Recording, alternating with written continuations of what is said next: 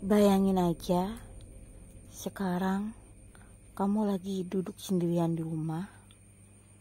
Kamu sadar kalau ayah, ibu, kakak, adik, dan semua keluargamu sedang pergi keluar. Tapi tiba-tiba ada seseorang yang berjalan dengan cepat menuju arah dapur. Kamu sempat diam sesaat, tapi kemudian kamu memberanikan diri untuk melihat siapa gerangan yang pergi ke dapur. Padahal kamu sangat yakin jika di rumahmu hanya ada kamu sendiri. Dan begitu kamu sampai ke dapur, yang kamu lihat adalah well, bertemu lagi dengan aku Yana Agustina di segmen Radio Horor. Udah lama ya kita nggak ketemu di segmen ini. Pada malam ini bertepatan sama malam Jumat, tapi aku nggak tahu ini Jumat apa ya, Jumat Kliwon, Pon lagi atau apa, aku nggak ngeliat kalender. Tapi malam ini aku pengen berbagi cerita sama kalian semua. Mudah-mudahan cerita ini bisa mengantar kalian tidur dan bermimpi indah. Kalian yakin kalau orang yang sudah meninggal itu benar-benar pergi dari dunia ini, atau dia hanya tersesat dan tidak bisa pulang? Cerita kali ini datang dari teman kita, sebut saja namanya Dinda. Tapi dia bukan Dinda jangan marah, bukan ya. Dia bukan Dinda yang itu. Jadi teman kita ini punya pengalaman yang cukup tidak mengenakan tentang seseorang yang telah pergi mendahului kita. Jadi Dinda ini punya nenek yang usianya sudah hampir 70 tahun.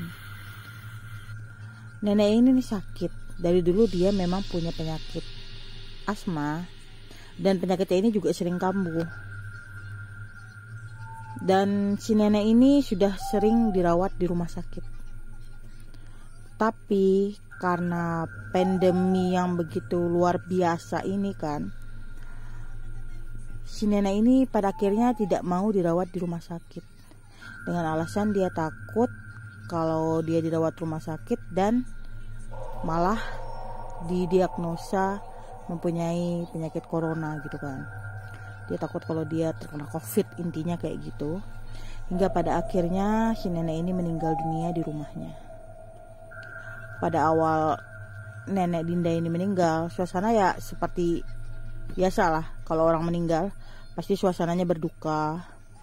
Banyak orang yang merasa kehilangan, terutama ibunya Dinda, karena neneknya ini adalah ibu dari ibunya Dinda kan. Ibunya ini beberapa hari selalu menangis dan beranggapan bahwa nenek Dinda itu tidak benar-benar pergi. Bahkan ketika nenek Dinda ini hendak menghembuskan nafas terakhirnya, nenek Dinda ini juga sempat memberikan pesan terakhir. Beliau berkata, "Aku nggak akan pergi. Aku masih di sini. Aku akan selalu mengawasi kalian." Pertama Dinda ngerasa kalau pesan neneknya itu hanyalah pesan ngelantur dari orang yang hendak mengalami sakaratul maut. Tapi pada kenyataannya Dinda malah mengalami hal-hal yang berada di luar nalar manusia. Malam itu seperti biasa Dinda tuh lagi di dalam kamarnya. Ya pada umumnya lah anak muda kan suka dengerin musik, nonton drama Korea. Itulah yang dilakukan Dinda dalam kamarnya. Dan biasanya kalau dia menyalakan musik-musik K-pop, neneknya ini suka marah dan selalu berkata untuk mengganti lagu-lagu yang diputar itu menjadi lagu-lagu dangdut atau lagu-lagu pop Indonesia yang neneknya bisa mengerti. Biasanya si nenek ini akan mengetuk pintu dan bilang, "Oi Dinda, gantiam lagunya," atau "Dinda tolong ganti lagunya." Dan malam itu tepat pukul 9.45 malam, Dinda mendengar ketukan di pintu kamarnya. "Oi Dinda, gantian lagunya Cuk."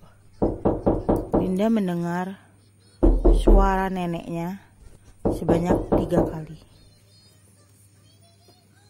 Jadi Dinda nih kayak ngerasa deja vu, tapi dia tuh yakin kalau ketukan pintu dan suara yang dia dengar itu adalah milik almarhum neneknya.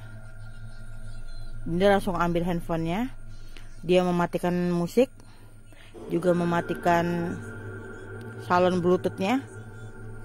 Dia menelpon ibunya yang ada di kamar sebelah dan bilang, "Apakah tadi ibu mendengar ada suara nenek mengetuk pintu kamarku dan bilang untuk mengganti lagu yang kudengarkan?" Dan saat itu ibunya bilang dia tidak mendengar apa-apa. Padahal waktu itu dia dan ayah Dinda juga adik Dinda masih belum tidur di kamar sebelah. Kemudian Dinda mengirim pesan kepada kakaknya yang berada di kamar depan.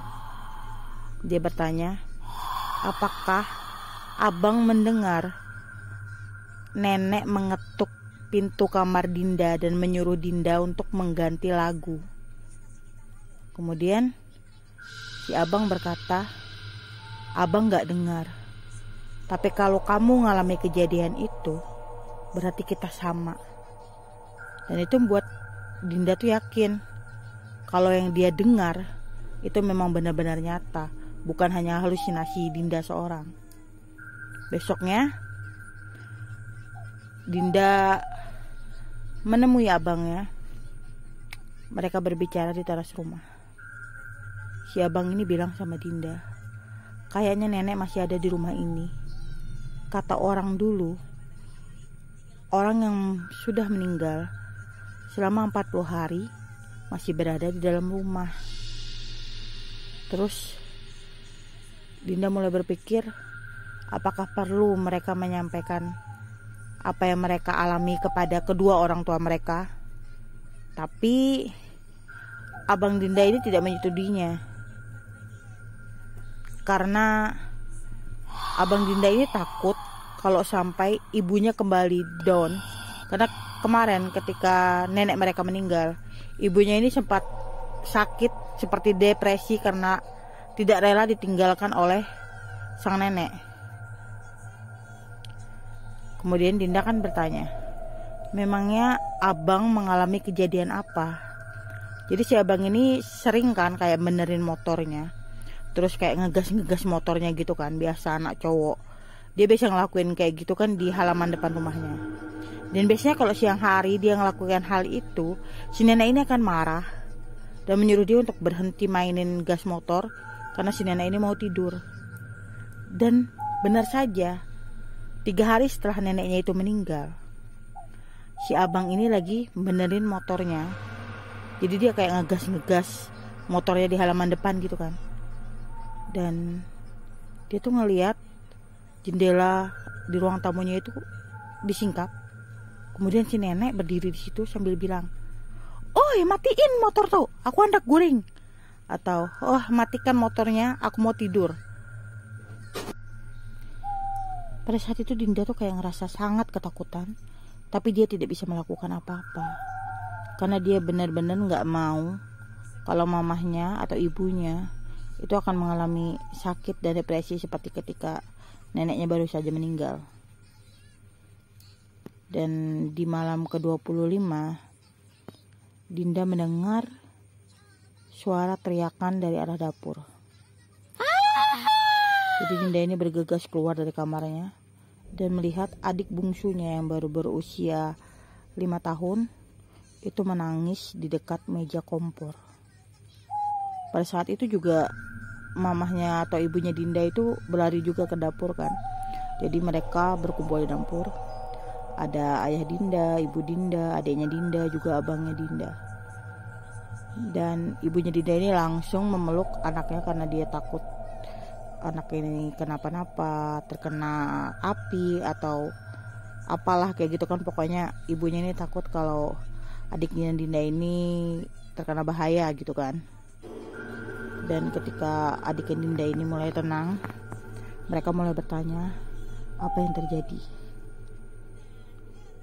Terus adiknya Dinda ini bilang sama ibu mereka kalau saat dia mencoba mengambil air dari dalam kulkas, ada tangan lain yang menutup kulkas itu dengan kuat. Dan dia yakin kalau tangan itu adalah tangan neneknya. Dia juga mendengar suara neneknya yang berkata, "Jangan minum es terus." Dan itu yang membuat dia takut dan berteriak. Pada saat itu Dinda langsung menoleh untuk melihat reaksi dari ibunya seperti apa. Dan ternyata wajah ibu Dinda itu sangat tegang. Begitu juga dengan ayah Dinda. Dan saat itulah Dinda memutuskan untuk juga bercerita apa yang dia alami. Juga abang Dinda. Dan diikuti oleh abang Dinda. Seketika itu juga keadaan semakin mencekam. Tiba-tiba suasana malam terasa berbeda. Mereka berlima merasa ketakutan. Dan pada akhirnya mereka memutuskan untuk pergi ke hotel. Untuk menginap di hotel malam itu. Sesampainya di hotel, barulah mamanya Dinda atau ibunya Dinda ini juga bercerita kalau dia juga mengalami hal-hal mistis yang sama seperti yang dialami oleh anak-anaknya. Di waktu itu pagi, mamanya Dinda ini lagi masak di dapur. Ketika dia mau memasukkan Royco atau memasukkan MSG ke dalam masakannya, dia pasti melihat ada tangan lain yang memegang tempat MSG dan bilang, "Aku kada suka bila diberi ini," atau "Aku tidak suka bila diberi ini," atau orang itu tidak suka kalau masakannya dicampur sama MSG. Dan itu adalah suara dari neneknya Dinda. Kemudian ayah Dinda juga ikut bercerita kalau pada saat itu dia sedang bergadang nonton TV sendirian. Tiba-tiba TV-nya dimatikan dan bayangan wanita yang ayah Dinda sangat yakin kalau itu adalah neneknya Dinda berdiri di samping TV dan berkata, "Laju guring, besok begawi," atau "Cepat tidur, besok kerja." Ketika mereka mulai menyusun dari cerita seram ke cerita seram lainnya, mereka mendapati kalau kemunculan dari arwah atau jin korin si nenek ini itu pasti terjadi di malam-malam ganjil setelah kematiannya, 3 harinya, 11 harinya, dan sebagainya. Pokoknya terakhir di 25 harinya saat dia menemui si adik Dinda. Kemudian si ibunya Dinda ini kan bertanya sama Dinda dan ke abangnya, kenapa mereka selama ini tidak mau bercerita sama ibu mereka kalau mereka mengalami gangguan-gangguan mistis yang seperti itu. Jadi Dinda dan abangnya ini kemudian memberi alasan dan memberitahu kalau mereka tidak ingin ibunya merasa depresi atau berpikiran yang tidak-tidak tentang almarhum nenek mereka. Saat itu juga ayah Dinda menelpon sahabatnya yang merupakan seorang ustadz. Dia menceritakan kejadian-kejadian yang telah dialami oleh keluarganya. Dan ustadz itu bilang agar mereka melakukan selamatan di rumahnya, mendoakan nenek Dinda kembali agar arwahnya tenang di sana. Pada saat itu si ustadz ini juga menyarankan agar mereka jangan pulang dulu sebelum persiapan selamatan itu selesai. Nah, mereka akhirnya memutuskan untuk tinggal di rumah saudara mereka untuk beberapa hari sambil menyiapkan acara selamatan di rumah mereka kan. Kemudian ibunya Dinda ini dapat telepon dari tetangganya. Tetangga pas di sebelah rumahnya. Jadi kayak dinding tetangganya itu sama dinding rumah Dinda itu berdekatan. Tetangganya ini bilang kalau pas dia lagi sibuk di dapur gitu kan, dia juga mendengar kericuhan, juga kesibukan yang serupa kayak kesibukan orang masak juga di dapur rumah Dinda. Padahal orang tua Dinda atau Dinda sekeluarga itu lagi nggak di rumah. Bahkan dia sering mendengar suara nyanyian si nenek Dinda. Jadi nenek Dinda ini dulunya memang suka bernyanyi kan, kayak bersenandung kayak gitu. Dia sering mendengar senandung-senandung itu dan membuat dia nih juga ketakutan. Bahkan ketika keamanan hendak menarik uang keamanan, biasanya kalau di daerah perumahan itu kan ada petugas yang bertugas untuk menarik uang keamanan setiap bulannya. Jadi dia nggak tahu kalau keluarga Dinda itu lagi sedang tidak ada di rumah. Dia pergi ke rumah Dinda dan mengetuk pintu rumah Dinda, mengatakan kalau dia adalah petugas keamanan yang ingin menarik dana keamanan. Dan dari dalam rumah dia mendengar suara nenek Dinda bilang, orangnya Kak Dida, besok aja ke sini, atau orangnya sedang tidak ada, besok aja lagi ke sini. Nah, tapi karena penjaga keamanan ini nih kayaknya nggak paham kalau nenek Dinda ini sudah meninggal, jadi dia langsung pergi lagi kan ke rumah sebelah. Sampai di rumah sebelah dia cerita kalau tadi dia dengar suara nenek-nenek bilang kayak gitu di rumahnya Dinda. Dan tetangganya Dinda ini langsung ngasih tahu si bapak keamanan ini kalau sebenarnya bisa jadi yang bicara sama dia itu bukan manusia. Tepat 5 hari setelah kejadian itu, Dinda dan keluarganya kembali ke rumah. Mereka mengadakan selamatan, sholat gaib bersama, dan melakukan ritual-ritual lainnya. Dan mereka berharap nenek Dinda itu tenang di alam sana. Pada malam setelah